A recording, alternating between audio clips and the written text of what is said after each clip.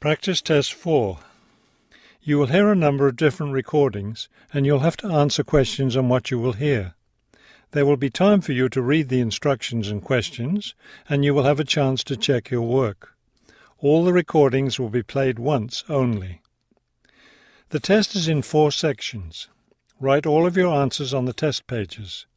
At the end of the test, you will be given 10 minutes to transfer your answers to an answer sheet. Now turn to Section 1.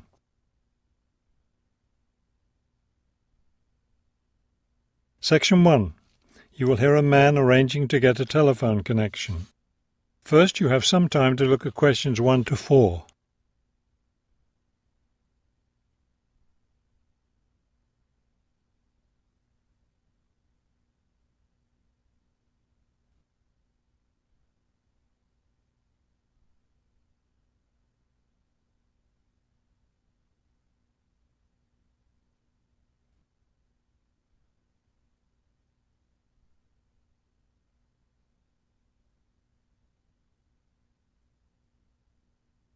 You will see that there is an example that has been done for you. On this occasion only, the conversation relating to this will be played first. This is the ClearPoint Telephone Company Customer Service Office. My name is Ms. Jones. How may I help you? Yes, I'm moving and I'd like to arrange to have a phone line installed. The woman answers the phone. This is the ClearPoint Telephone Company Customer Service Office. So the words telephone company have been written at the top of the form. Now we shall begin. You should answer the questions as you listen, because you will not hear the recording a second time. Listen carefully and answer questions 1 to 4. This is the ClearPoint Telephone Company Customer Service Office. My name is Ms. Jones. How may I help you? Yes, I'm moving and I'd like to arrange to have a phone line installed. Of course. Let me get some information from you first. May I have your name, please? It's Kramer, Harold Kramer. And would you spell your last name for me, please? Kramer. M-E-R. Got it. Okay. Could I have the address where you'd like to have the telephone connected? That would be number 58, Fulton Avenue, apartment 12. Is that a business or a residence? A residence. It's my new home address. Then the type of phone service you want is residential, not business? Yes, it's for my home. All right, fine. Now, let me get your employment information. Who is your current employer? I work at the Wrightsville Medical Group. Then your occupation is doctor? No, I work for the doctors. I'm the office manager. Before you hear the rest of the conversation, you have some time to look at questions 5 to 10.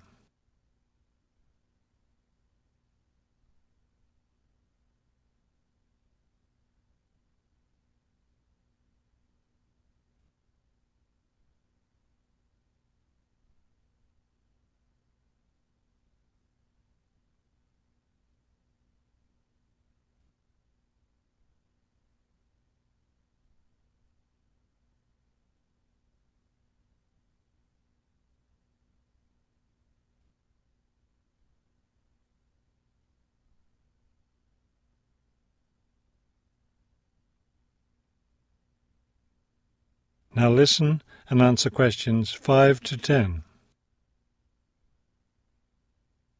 Okay. And could I have your work phone number? It's 637-555-9014. 9014. Great. Just one more thing. I need to know how long you've been at your current job. I've been working there for quite a while now. Let me see. 9, that's right, 9 years. Okay, good. You've been there long enough, so I don't need to ask about any other work history. Now, in addition to our basic phone service, we have several special services available. Could you explain them to me? Most customers opt for unlimited long-distance service. It really saves you money if you make a lot of long-distance calls. That sounds like a good idea. Then I'll put you down for long-distance service. Another popular service is voicemail. Voicemail takes all your messages electronically, and all it takes is one simple phone call to retrieve them. Voicemail. No, I don't think so. I have an answering machine to take my messages. It's old, but it still works fine. We also provide internet service if you're interested in that. I am. Please put me down for internet as well as phone service. Right. Okay, I think we're almost finished. I just need to schedule a time for the technician to go to your apartment and do the installation. Let me see. What about next Tuesday? Would that work for you? No, not Tuesday. I'll be at a conference all day. Wednesday would work, though. I'm afraid I won't have any technicians in your area on Wednesday. I could send someone on Friday. That would be fine. What time of day works best for you, morning or afternoon? Morning would be best. All right then, it's on the schedule. Do you have any questions? No, I don't think so. Thank you for calling Clearpoint. That is the end of section 1.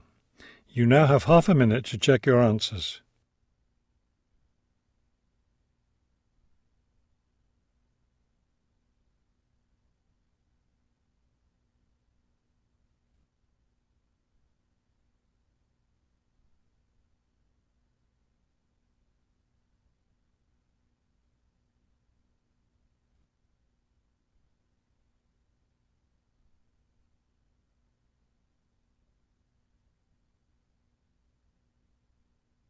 Now turn to section 2. Section 2. You will hear a radio interview about an upcoming fair. First, you have some time to look at questions 11 to 14.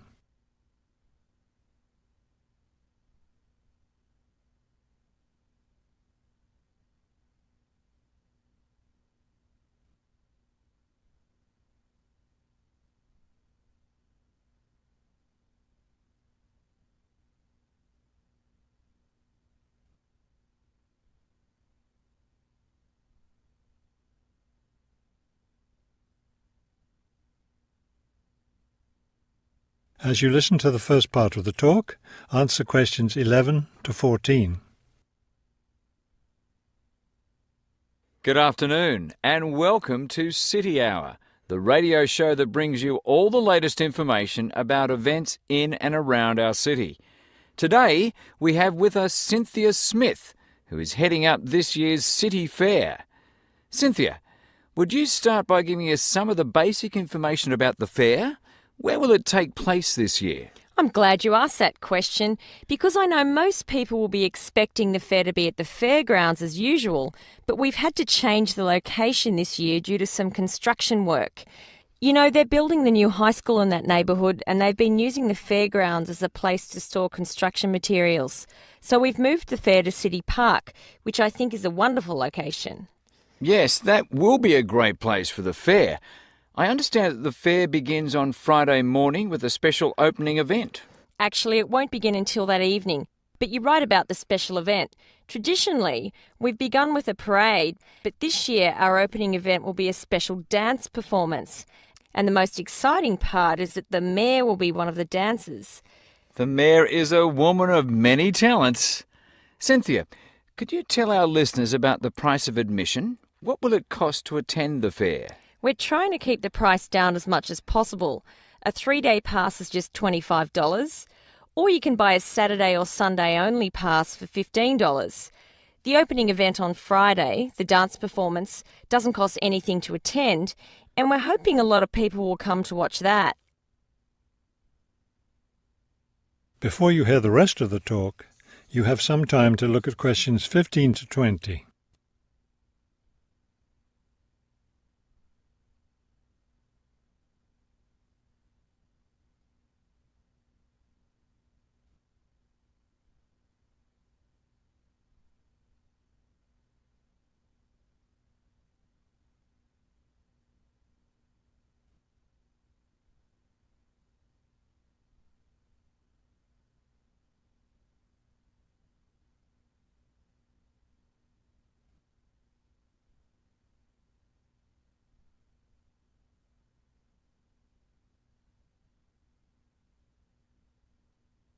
Now listen and answer questions 15 to 20.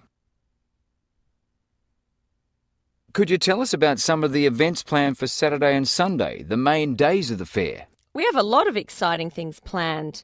There are a number of events especially for children, including a clown show on Saturday afternoon. On Saturday evening, we've got an event that can be enjoyed by the whole family, a concert by the lake. I'm sure that will be a popular event. Is there anything special planned for Sunday? Yes, a really fun event, and we hope a lot of people will participate. There'll be a singing contest in the afternoon. It's open to everyone at no charge. It doesn't matter whether you're an experienced singer or not. If you've always dreamed of singing on stage, this is your chance. That sounds like a lot of fun. I think it will be. I'd also like your listeners to know that besides the special events I've mentioned, there will be things taking place all weekend.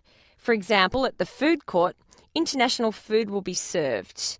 You'll be able to sample dishes from all around the world. There will also be special games for children at different locations around the fair. Will there be things people can buy, souvenirs, anything like that? We have a large area set aside where there will be crafts for sale. This will be an opportunity to buy many lovely handmade things and to get to know some of our local artists and craftspeople as well. It sounds like there will be a lot of fun for everyone at this year's fair. Thank you for sharing the information with us, Cynthia. Thank you for inviting me. That is the end of section 2. You now have half a minute to check your answers.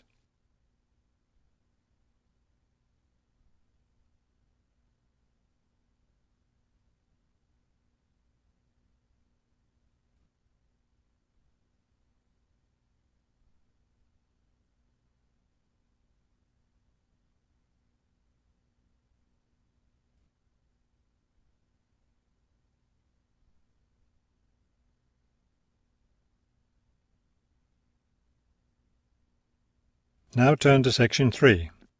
Section 3. You will hear a conversation between a prospective student and a university advisor about applying to enter the university. First, you have some time to look at questions 21 to 23.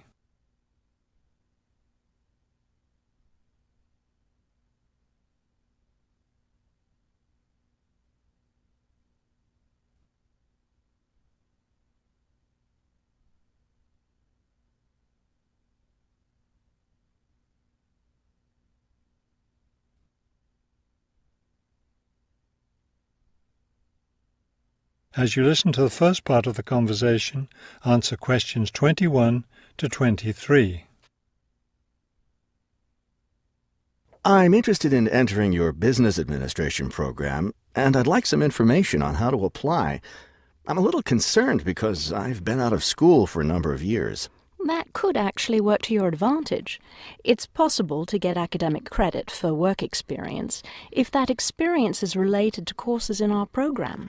I've been working in business for several years. How would I get academic credit for that? First, you'll need to read the university catalogue to see if any of the course descriptions match your specific job experience. For example, if you've worked in accounting, you may be able to get credit for an accounting course. So then what would I do? You would write a summary of your work experience, relating it to specific courses we offer. Submit that to the admissions office with a letter from your work supervisor confirming your experience. Before you hear the rest of the conversation, you have some time to look at questions 24 to 30.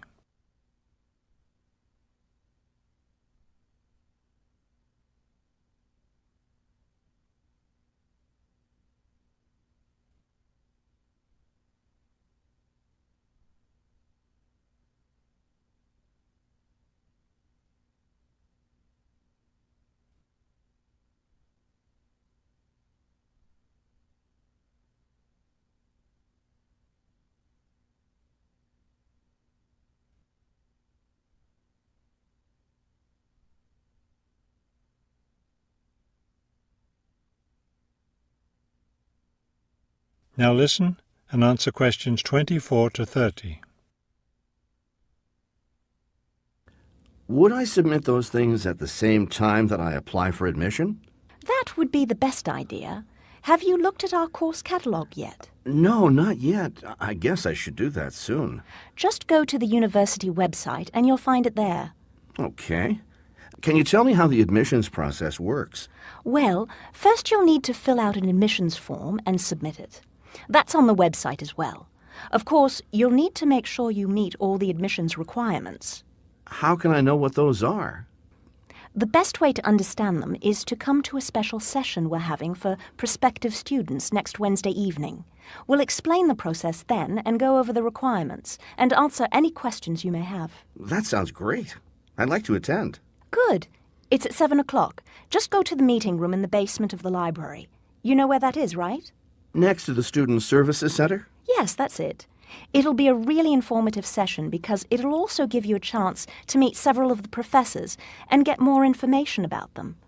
By the way, did you come by car today? No, bus, but I'll probably drive on Wednesday. You'll need to get a parking pass then. How do I do that? Can I download one from the website? No, you have to get it in person from the Student Services Center. Just tell them you're here for the meeting at the library.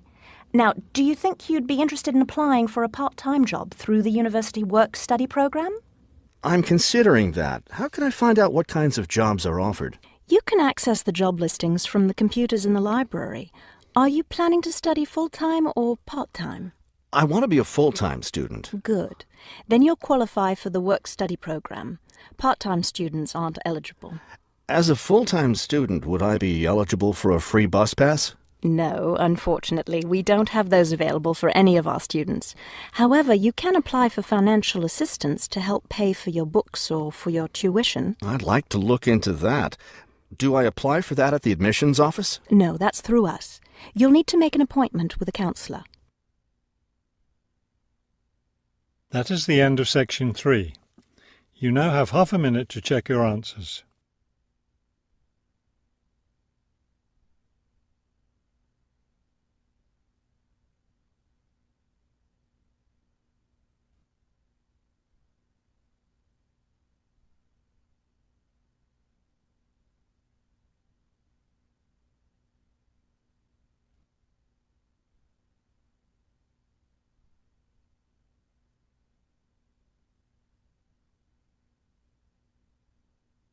Now turn to section 4.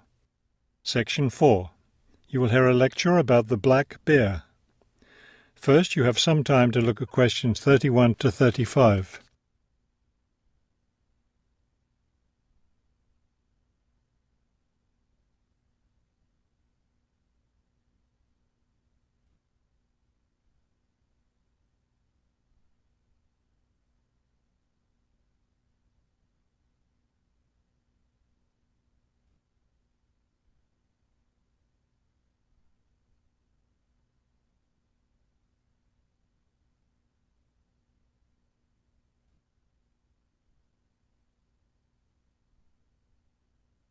Now listen carefully and answer questions 31 to 35. The black bear, or Ursus americanus, has a wide range inhabiting forested areas of North America, including Canada, the United States, and parts of northern Mexico.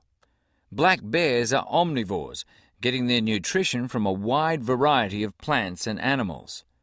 The particular foods any one bear eats depends on what's available in the area where that bear lives, as well as on the season of the year. Generally speaking, plant foods make up 90% of the bear's diet. The rest of its meals consist of animal foods, such as insects and fish. Bears have a relatively long gestation period. Mating takes place in the spring or early summer, but bear cubs aren't born until the following winter. Usually, 2 cubs are born at a time, although some litters may have as many as 5 cubs. Bear cubs are dependent on their mother and may stay with her for close to 2 years. Wild black bears can live as long as 25 years. They've lived for as long as 30 years or more in captivity. Before you hear the rest of the talk, you have some time to look at questions 36 to 40.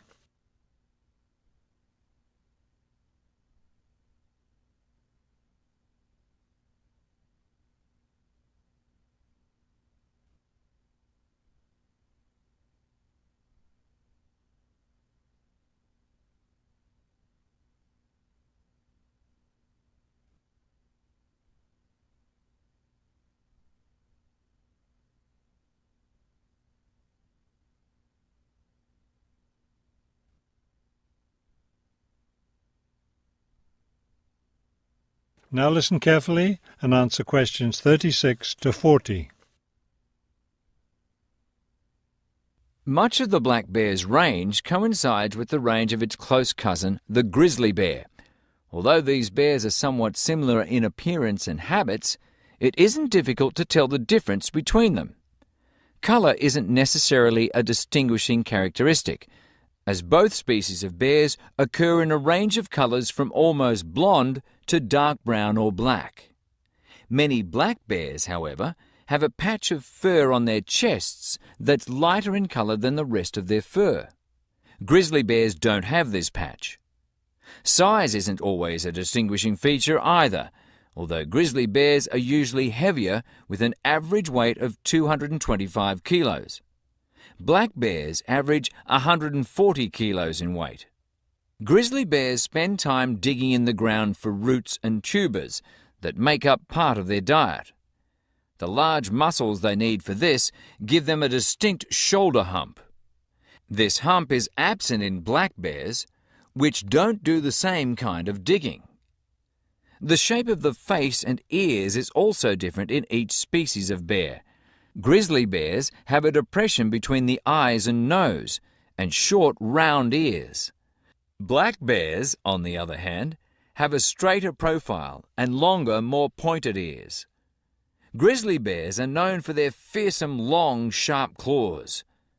Black bears have shorter claws, which are better suited for climbing trees.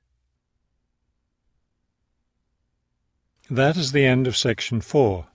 You now have half a minute to check your answers. Before we review the answers, please remember to like this video and subscribe to our channel so you won't miss our latest tests.